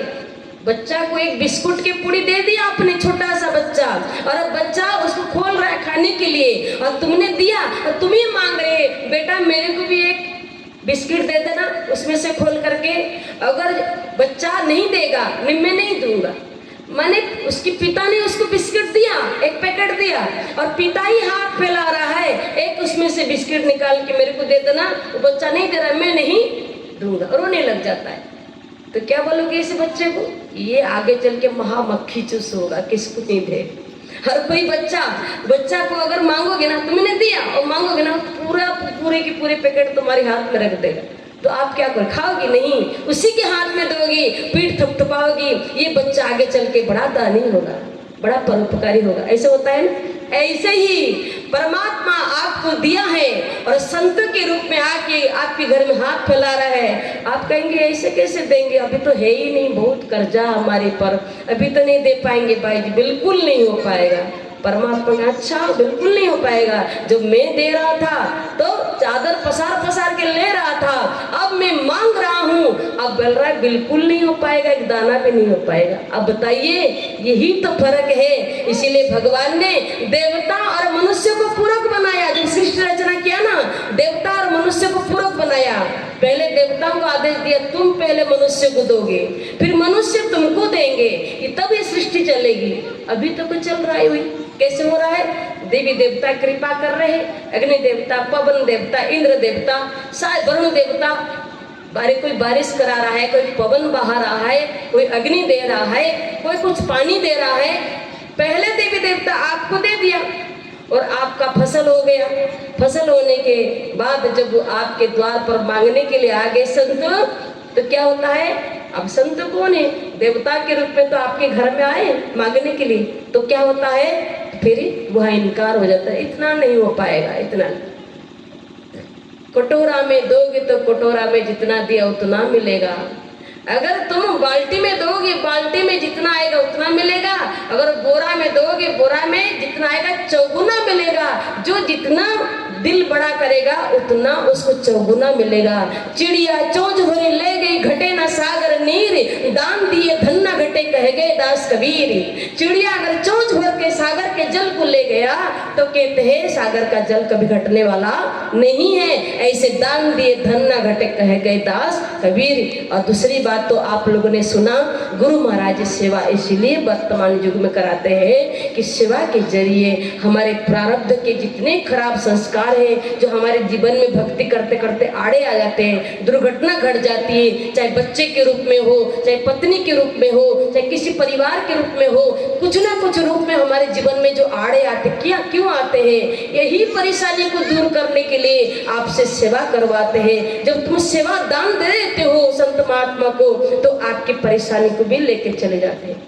आप देखिए, कोई ऐसे प्रेमी है बोलते भाई जी आज तक हमने डॉक्टर पास कभी नहीं गए, एक गोली तक नहीं खाया, क्योंकि 70 साल 80 साल कोई हो गए, बोलते भाई जी बिल्कुल नहीं। क्यों? न गुरु महाराज जी की ऐसी कृपा है, जब से उपदेश लिया लगे हैं एक जैसे, एक धुन में लगे, सेवा सत्संग भजन सिमरन कभी नहीं छोड़ा अभी तक हमने। जब वो ध्यान करते ना आधा घंटा अनाहत क्रिया में बैठ जाते, पौन घंटा अनाहत क्रिया में बिना बैरागन के बैठ जाते। आप बैठ पाओगे आप लोग? ऐसे बुजुर्ग 70 साल के हो गए, गुरु महाराज जी अभी भी ऐसे भक्त है। तो देखिए क्यों ऐसा होता है, क्योंकि उनने कहा जब मैं मेरा मिठाई का दुकान था, मैं जब जवान था मिठाई का दुकान था, मेरे मिठाई के दुकान में सीधा संत महात्मा आते थे, मेरे मिठाई के दुकान में बैठते थे। सबसे पहले मैं मिठाई बनाता था, पहले साधु संतों को खिलाता था। जो भी साधु संत आते थे मेरे झोपड़ी में रहते थे, पहले मकान महल नहीं था, बिल्डिंग नहीं था, छोटी सी झोपड़ी थी, सामने मिठाई बेचता था, हलवाई था बना करके। तो वहाँ आए दिन संत, जितने पुराने महात्मा हमारे दरबार के, नारायणानंद जी, प्रेम विवेकानंद जी, प्रीतानंद जी, जितने भी महात्मा है सब मेरे घर में। वो साधु संतों की सेवा के प्रताप देखो। एक दिन गुरु महाराज जी उनके घर में उसी झोपड़ी में आए। गुरु महाराज जी उस समय मुश्किल से 30-32 साल के थे। गुरु महाराज जी आ गए और आ करके जैसे उनके घर में जा रहे, ऐसे लगा उनके बांस जो छोटे छोटे झोपड़ी है उनके सिर में लग जाए। महाराज जी बराबर झुक के उनके घर में चले गए और जा करके कहाँ बैठना है तो खटिया बिछाया था। कैसे खटिया बताओ? झूला वाला खटिया, टाइट वाला खटिया नहीं, चारपाई नहीं, झूला वाला। और ऐसे कि चादर बिछा के रखा था। और क्या किया था, बेचारी बहुत भोली थी वो अम्मा, उसने क्या किया, केले सेब जो भी है मिठाइयाँ इस तखत के नीचे, इसके नीचे रखी थी ढक करके। महाराज जी खाट के नीचे बैठ गए, खाट के ऊपर बैठ गए, पैर नीचे लटका करके उसके नीचे प्रसाद रखा है। अब गुरु महाराज जी बैठ गए, उसकी तरफ देखा, अब क्या करना, कर जल्दी कर। तो गुरु महाराज जी थोड़ी उठ जाइए ना। कहा क्यों उठना है, उसके नीचे प्रसाद रखी हूँ मैं। महाराज जी उठ के एक तरफ हो गए और प्रसाद निकाली, गुरु महाराज जी काट काट के खिलाए, केला भी खिलाए और सेब भी खिलाया, जो भी है गुरु महाराज जी भोग लगाए। और जो हार बनाए थे सुबह से हार बना के रखी थी, वो दरवाजा है ना, दरवाजा के उस तरफ कील है, उसको टांग करके रखा था। अब महाराज जी को पहलाना भूल गए, कहते हैं। और महाराज जी जैसे भोग लगा करके और जाने लगे, आरती पारती से उतार जाने लगे, बस हो गया ना, कुछ तो नहीं ना, हो गया, जाने लगे, दरवाजा पार हो गए। महाराज जी चिल्लाने लगे। तो महाराज जी पीछे मुड़ के देखा, क्या हुआ, अब कुछ बाकी है क्या? अब मैंने तो हार पहनाना भूल गई। तो दौड़ के जाती है, वो हार को लाती है, महाराज सारी दुकान वाले देख रहे हैं और बाहर जा करके महाराज जी को ही पहनाए। देखो धन्य है कलयुग की भक्तों का जब खुला मोक्ष का द्वार है। सगुण महापुरुष आकर के पूजा स्वीकार कर रहे हैं, भक्ति स्वीकार कर रहे हैं। वो नहीं देख रहे कौन सी खाट में बिठा रहे, झोपड़ी में बुला रहे, नहीं, केवल भाव और प्रेमी उनको सब कुछ चाहिए। अब देखिए वो ऐसे भगत लोग आज भी तुम्हारे बैतूल जिले में है, जो गुरु महाराज जी उनके पूजा स्वीकार किया है। और ऐसे समय, ऐसे जब मृत्यु आई ऐसे मरी, मेरी आंखों के सामने की बात है, हम कहाँ सुनी कि नहीं कह रहे हैं। और ऐसे भक्ति करने वाले जब अंतिम श्वास गिन रही थी तो बहू ने फोन किया, भाई जी जल्दी आ जाओ, माँ के शरीर पूरा होने वाला। हम उसी समय भजन में बैठे थे, बैतुल आश्रम में स्नान करके सुबह सुबह तुरंत थैला उठाया और निकले। मैंने कहा नहीं, ऐसे समय अम्मा जा रही, जाना चाहिए देखने के लिए। हम दौड़े दौड़े आए और आके देखा चारों तरफ रिश्तेदार बैठे हुए थे और हिला रहे थे उसको। जैसे उसके कान में कहा माँ भाई जी आइए तो रोने लगी। मेरे को आंख बंद है, तो भाई जी इनको भगाओ ना, ये क्यों मेरे पास आए, आज मेरे पास आकर डिस्टर्ब कर रहे हैं। और ऐसे समय में मैंने सबको भगाया, उसके रिश्ते नाते जो भी परिवार लेडीज बैठे हुए थे चारों तरफ। मेरी माँ, कोई माँ को हिला रहे, माँ मैं आगे मेरे को पहचानो। कोई कहता है मैं तेरी भांजी हूँ, देखना मेरे आँख, कहते तू आँख खोल के देखना। कोई कहता है मैं तेरी भतीजी हूँ अम्मा, देखना मैं, कहते कौन हूँ। सब ऐसे हिला रहे रिश्ते नाते सुबह के। तो मैंने जा करके उनको बाहर निकल, मैंने कहा हाथ जोड़ के आपसे प्रार्थना करते हैं, अभी अंतिम समय आ गया, अभी रिश्ते नातों के कोई मतलब नहीं है, तुम बाहर निकल जाओ। और जब बाहर निकल गए, आप विश्वास नहीं करेंगे, उसके जो मुंह दबा खोला मैंने, मुद्रा पूरी लगी हुई थी। उसके मुंह में जिभ्या नहीं थी, पूरी अंदर चली गई थी। ऐसे अम्मा थी आपके बैतूल जिले में, ऐसे थी भजन करने वाली अम्मा थी। और मुद्रा लगी हुई ऐसी, और उनकी भी मुद्रा लगी है और सुरती लगी है। तो मैंने बहुत देर तक बैठा, चनामृत उसके मुंह में डाला। मैंने कहा उसके बहू को ऐसा ना अंदर किसी को आने नहीं देना, दरवाजा बंद करके। मैं बैठी बैठी मैंने कहा अब तो मैं जा रही हूँ, उसका समय आ गया। मैं आधे रास्ता पहुंची, फोन आगे गई, माँ देखो कैसे बोल। कहते हैं गुरु महाराज जी की जो भक्त होता है, जिंदगी भर संत महात्माओं की सेवा करता है, साधु संतों की सेवा कभी व्यर्थ नहीं जाता है। और जब संत आ गए, समझ लेना ओ भाग्य है, गुरु महाराज संत के रूप में मेरे घर में आ गए। आज क्यों मेरे घर में आए, भाग्य बड़े जागर संत पधारे, कर दर्शन भवसागर तारे।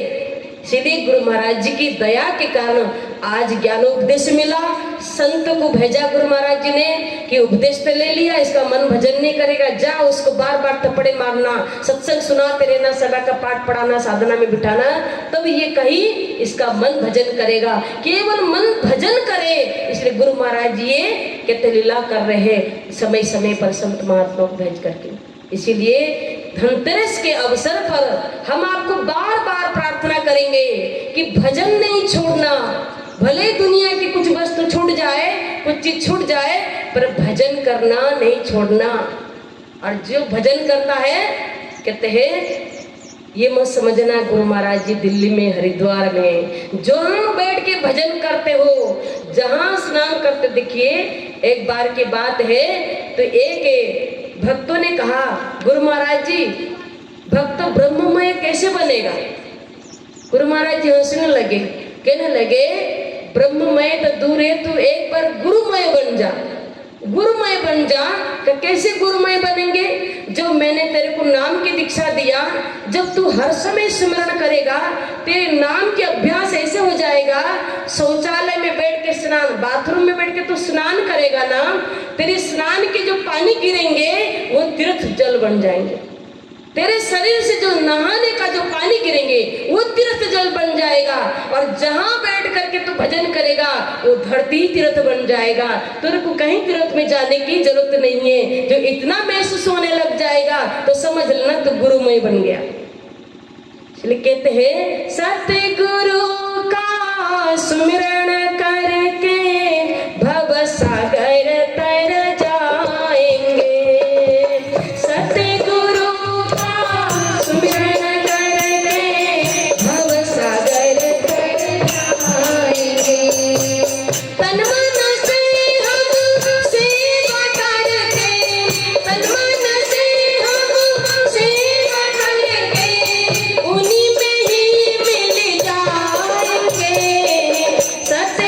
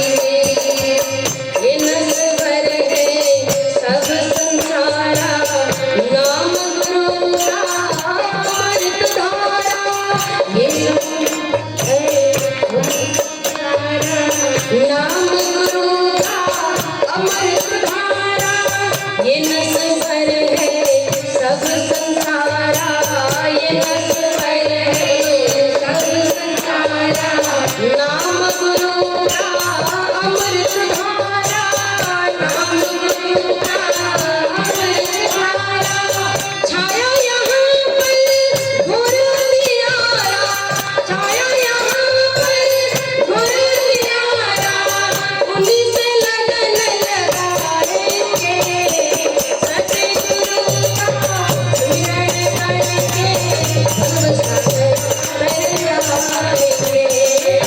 सतगुरु का स्मरण करके भव सागर तर जाएंगे।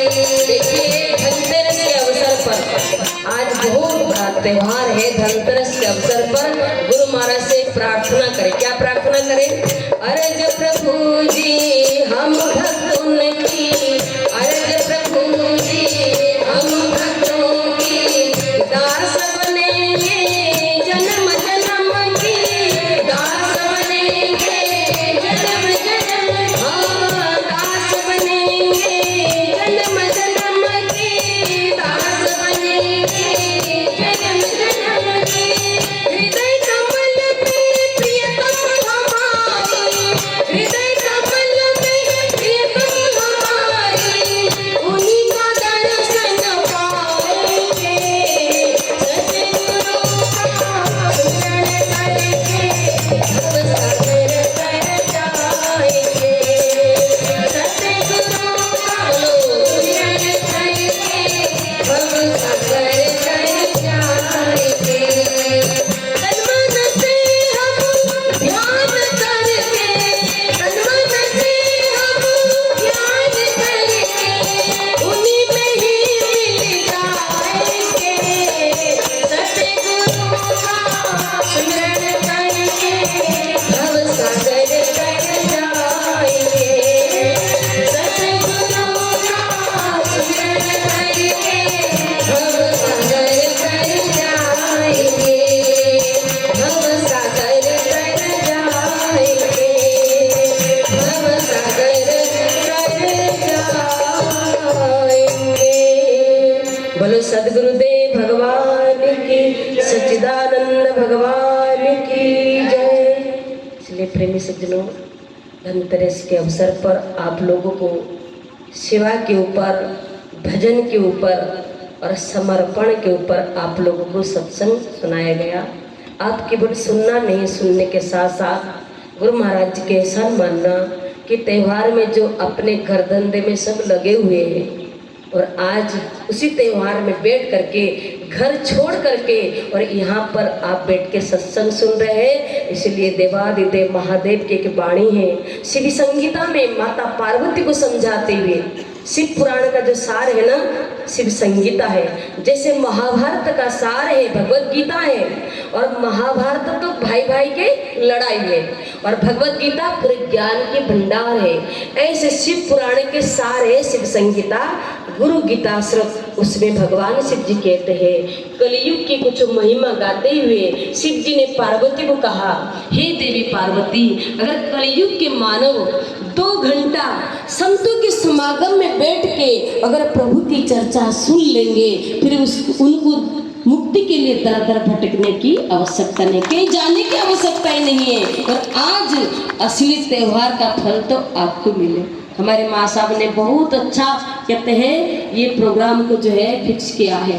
हर धनतेरस में, दीपावली से पहले धनतेरस में संत समागम करते हैं, सबको बुलाते हैं, प्रसाद खिलाते हैं, सत्संग सुनवाते हैं, और क्या करते हैं, संत महात्मा को गुरु दरबार के लिए कुछ ना कुछ भेंट दान देते। कितना अच्छा जो नियम होना चाहिए भक्तों के अंदर, वो काम वो कर रहे हैं। अगर त्योहार के दिन संत आ गए आपके घर में, ये सोचना आज हमारा त्योहार सफल हो गया। इसीलिए भगवान कहते ना, मैं संतन के पीछे जाऊं जहां जहां संत पधारे। और संत अगर आ गए तो भगवान के वैकुंठ में बैठेंगे क्या? भगवान वैकुंठ में बैठेंगे, वो संतों के साथ आ जाते हैं। इसीलिए और धनतेरस किसकी पूजा होती है? महालक्ष्मी की पूजा होती है। अब महालक्ष्मी कौन है? भगवान विष्णु के अर्धांगिनी है। अब विष्णु की पूजा नहीं करना, खाली महालक्ष्मी की पूजा करना। देखना क्या करेगी, उल्लू पर बैठ के आएगी, उल्लू बना के चली जाएगी, नहीं ठहरेगी तुम्हारे घर में। बड़े बड़े साहूकार लोग कहते हैं भाई जी बिजनेस में घाटा आ गया, ऐसा हो गया, हम बर्बाद हो गए, ऐसा हो गया, ऐसे।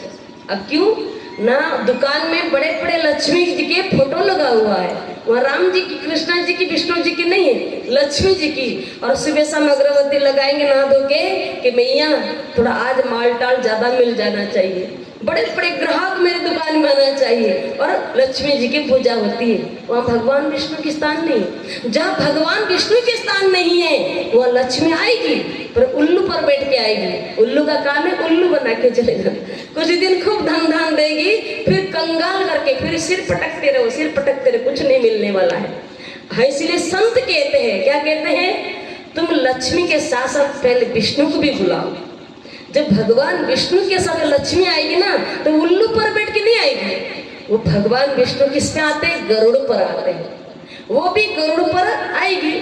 अब एक ही गाड़ी में तो आना पड़ेगा ना दोनों को, एक ही गाड़ी में।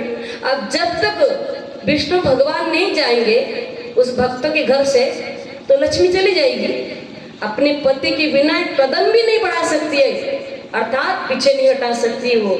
जहां उसके पति की सेवा होती है, भगवान विष्णु के गुणानुवाद होता है, भगवान की चर्चा होती है, वहां लक्ष्मी का भी वास होता है। इसीलिए कहते हैं भगवान विष्णु सहित लक्ष्मी को पूजो, फिर देखना आनंद ही आनंद। अंदर आनंद आएगा विष्णु की भक्ति से, बाहर धन का आनंद आएगा लक्ष्मी की भक्ति से। एक से काम नहीं चलेगा। पटरी, दो पटरी पर गाड़ी चलती है ना, तो एक पटरी पर नहीं चलती है। इसीलिए धनतेरस के अवसर पर आप भगवान की गुणानुवाद श्रवण किया, फिर लक्ष्मी पूजा करो, बड़ा आनंद आएगा। लक्ष्मी क्यों नहीं आएगी, आपके घर में आएगी।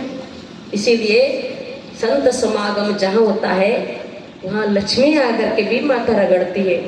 पंडित जी जब वो लक्ष्मी पूजा किया, संतों के पास गए तो संतों ने कहा कि क्या चाहिए, क्यों रो रहे हो। पंडित जी बहुत गरीब थे, कहा इसीलिए रो रहा हूँ, मैं निर्धन हूँ, आज धनतेरस का दिन है। और कहते हैं हे साधु महाराज कुछ दे दो। तो साधु ने कहा धनतेरस में तुम साधु के पास आए हो, कुछ नहीं मिलने वाला है। साधु तुमको भगवान की चर्चा सुनाएगा, सत्संग सुनाएगा। अगर धन मांगना चाहते हो, कहा मेरे को धन चाहिए, मैं गरीब आदमी, सत्संग से क्या मतलब, सत्संग क्या करूंगा लेकर के, मेरे को धन चाहिए।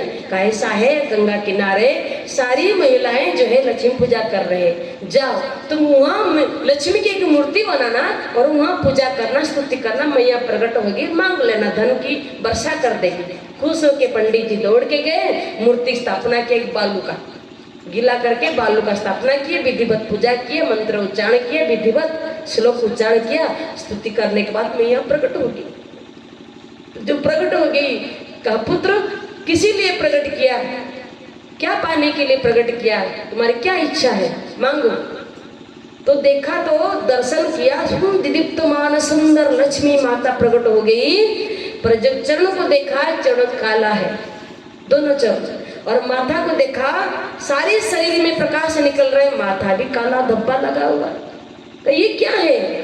सबसे पहले वरदान देने से पहले है मैया, पहले मेरे प्रश्न का जवाब दो। का क्या प्रश्न है, का बताइए। ये आपके दोनों सुंदर कोमल चरण, इतने सुशोभित है, नुपुर पहने हो, सोने के नुपुर पहने हो, इतना सुंदर है, और आपके ये चरण काला क्यों है।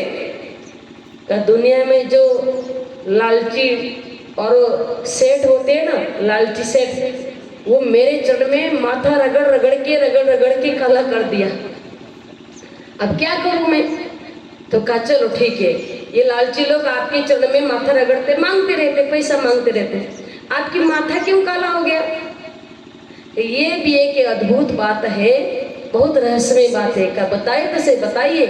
कहा जिन संतों को ठुकरा के तू मेरे पास आया ना, उन संतों के चरण में हम माथा रगड़ते हैं, इस संतों के चरण में देवता माथा रगड़ते हैं। रगड़ते रगड़ते मेरी माथा में भी धब्बा लग गया। मैं इसीलिए नहीं पूछा क्योंकि तुमको सबक शिक्षा देना है ना, क्योंकि तुम उनको ठुकरा करके मेरे पास धन मांगने के लिए आए। जाओ उनके पास, वही माथा रगड़ना, वो मेरे विष्णु के, मेरे स्वामी के ज्ञान देंगे, मेरे स्वामी की चर्चा करेंगे, मैं वहीं आ रही हूँ।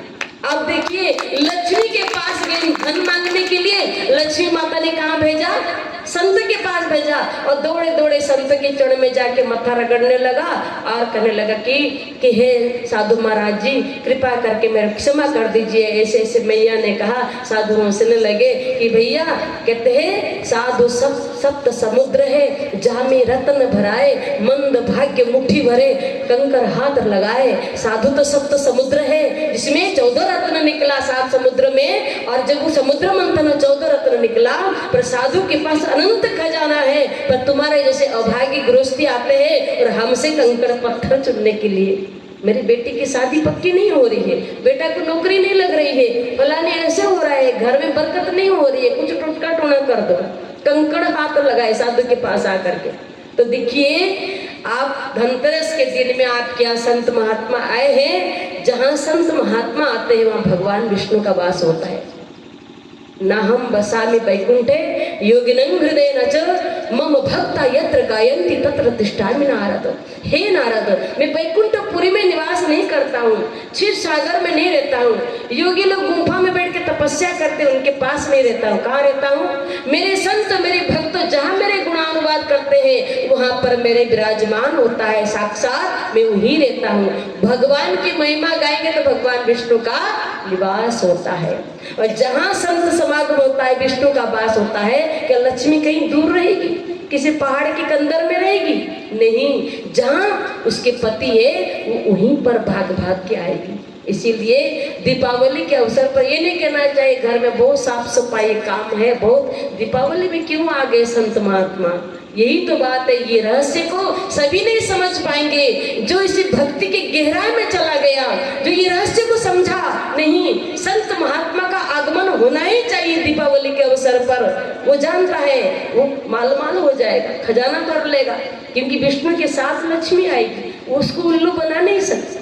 इसीलिए कहने का अभिप्राय, जब कोई त्योहार में संत आ जाए, ये नहीं कहना भाई जी त्योहार है, बिल्कुल टाइम नहीं है, वो घर में बहुत मेहमान आए, आप मत आओ। कोई बात नहीं, तुम्हारे मेहमान आए हैं तो हम भी तुम्हारे मेहमान के रूप में तुम्हारे घर में आ जाए।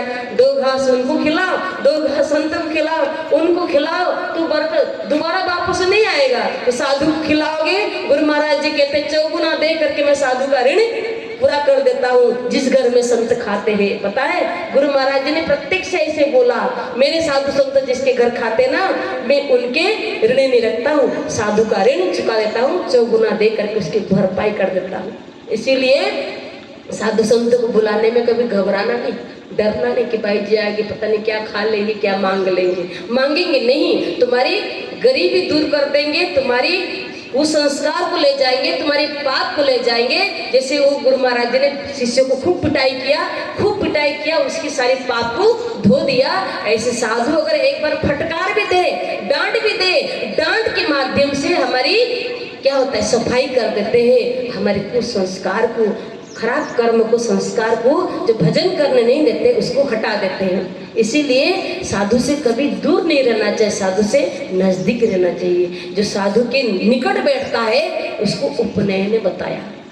उपमा ने उपनिषद एक ग्रंथ है। उपनिषद माने जो ज्ञानियों के निकट बैठ करके ज्ञान की चर्चा सुनते हैं, बस उसको कहते हैं वो एक ग्रंथ बन जाता है, उपनिषद बन जाता है। सारी समस्या का समाधान और हृदय में ज्ञान प्रकट हो जाता है। इसीलिए आइए, आप लोग बड़े भाग्यशाली है। यहाँ पर धनतेरस में, हर धनतेरस में सत्संग बंधा हुआ है और दिवाली से पहले यहाँ सत्संग होता है।